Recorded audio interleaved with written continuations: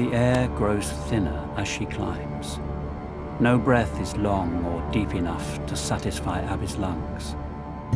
The divide takes its toll, loosening the anchors inside.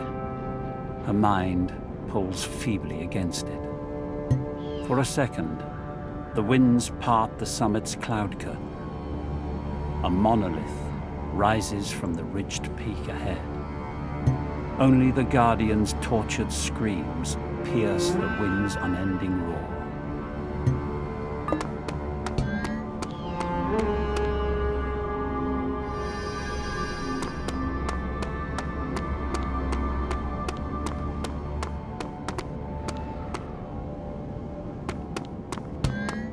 The path ahead climbs to the heavens. Abby cranes her neck upwards. Two giant suns cast a duel of light and shadow across the summit's swirling clouds.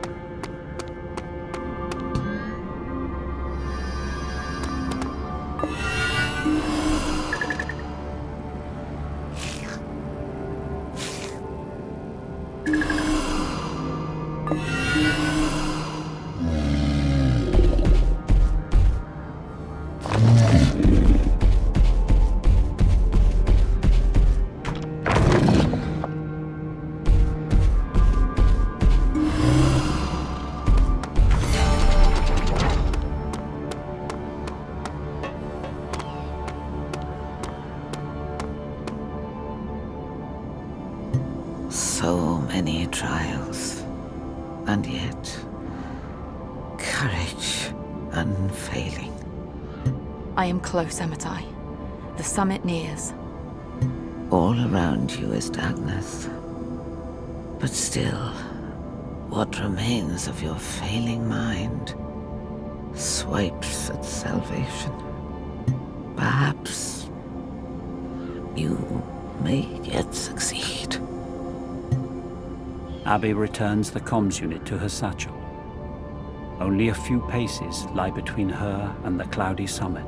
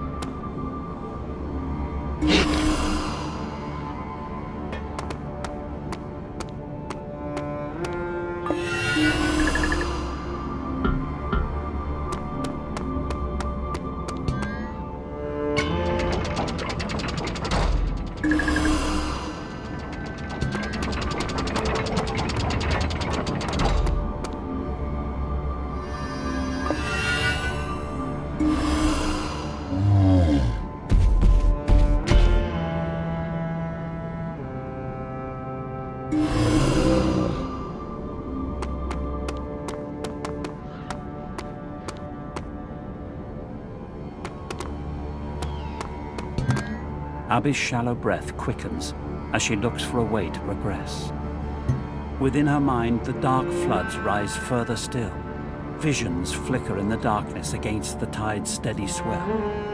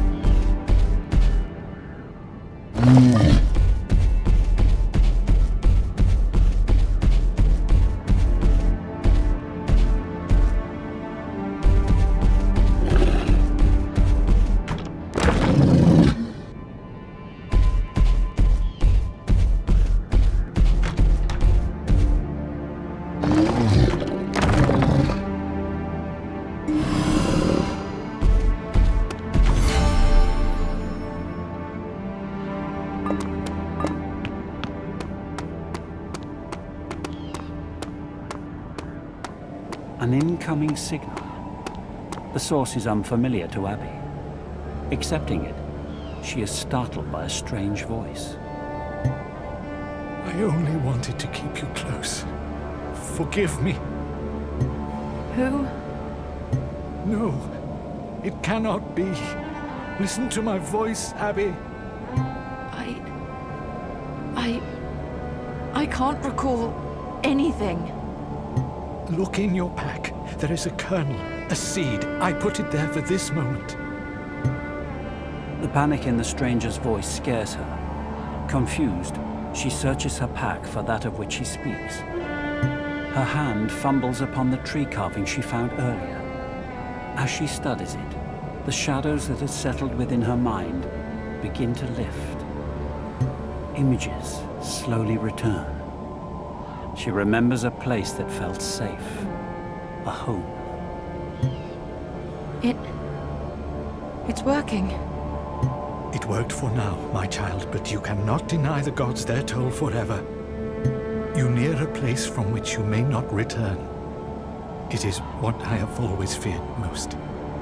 I'll fight it a little longer. Abby resumes her march.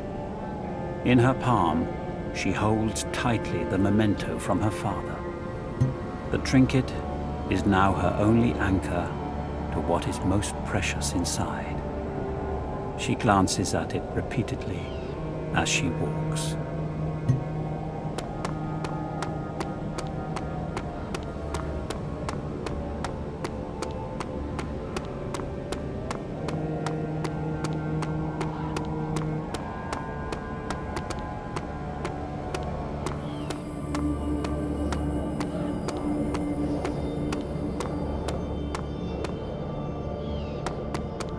This monolith is different.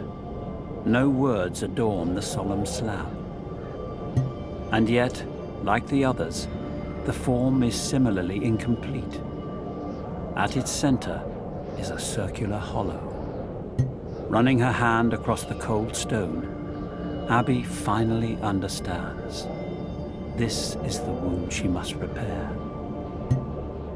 The toll has taken almost everything from me. All that remains is a plea, a gesture of atonement. The slab before her is an altar, expectant of her offering. She joins together the shattered pieces of List's fallen god remains from Isaac's pack. Squinting into the blinding light of the cloudless summit, Abby places her offering upon the altar. I am here to beg vengeful gods to restore this ravaged land back to life. Suddenly, the core of the Oblian orb swirls. Word by word, a script emerges upon the monolith's surface, as if from within the rock itself. Abby trembles as she reads the emerging text. The vengeful rage of the gods finally exhausts its purpose. Their condition is met. The humans acquiesce to the god law they had tried to evade. The Oblian, eternity, belongs not to them. The atonement is a promise not to run, but to face that which pushes at their backs. That precious epiphany, lost for so long, has been refound. The gods are satisfied. Those who master the lesson of loss can be trusted with that which is precious. She pauses for a second, her feverish mind reeling from the monolith's words. With a deep breath, she continues. But the gods do not restore the world which has been lost. They decide that now the humans shall make their own world. Only then would they understand its true value. The Guardians fall back, and the toll upon their humans' faculties is lifted. The ruin is theirs to make home again. The script momentarily appears complete. Suddenly, a few final lines emerge. The gods decide that she, who delivered the atonement, will live on as a reminder. What she has given will never be returned. When reunited with those left behind, she will know neither their faces nor their names. For the remainder of her days, she will clutch a small wooden object in her palm, knowing only that it had saved her once. It would not do so again.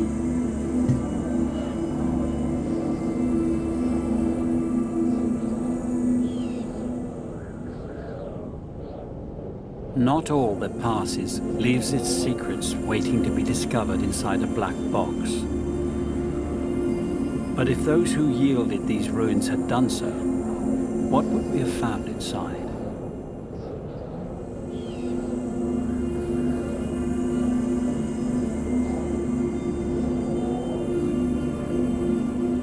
Oblion, the last undiscovered element, was finally isolated in 2191. As had been predicted, it possessed unique properties. Not only could it arrest cell decay in most living organisms, raising the prospect of limitless lifespans, in some, it also enhanced the neural networks for empathetic interaction with other living creatures, giving basic telekinetic control over simple animals. Uriah Joyce, upon its discovery, famously remarked, "Only Oblion separated mankind from the gods, until now." But the planet's reserve was finite, just enough to sow the seeds of ruin. The search for more turned to the heavens. The planet's shielding moon, List, contained further reserves. Competition turned to conflict. The extraction effort, known as the Lazarus Project, was a catastrophe. Blasting triggered a chain reaction, fissuring the moon into millions of fragments. List's shattered remains were pulled in by the human planet's gravity, causing an apocalyptic bombardment. List's position was the cosmic accident that offered the humans their chance of life. Without it, they were directly exposed to their galaxy's twin suns, Or and Odd, forces far beyond their control. Solar radiation ravaged their minds, taking all knowledge and memory from them. The Guardians, a fierce species existing on List for millennia, also lost their home. Revenge was their only solace. Only a few primitive human collectives endured, taking shelter in deep cave formations known as the Enclaves. In the end, no living thing breaks free from the silent black hole pull of death's nothingness.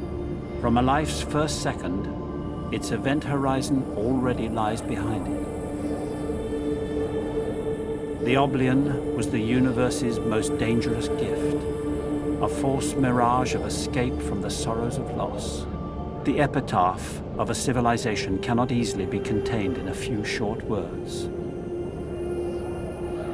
Shortly before his death, Uriah Joyce remarked, "Forgetting the pain of loss, we lost sight of what is most precious.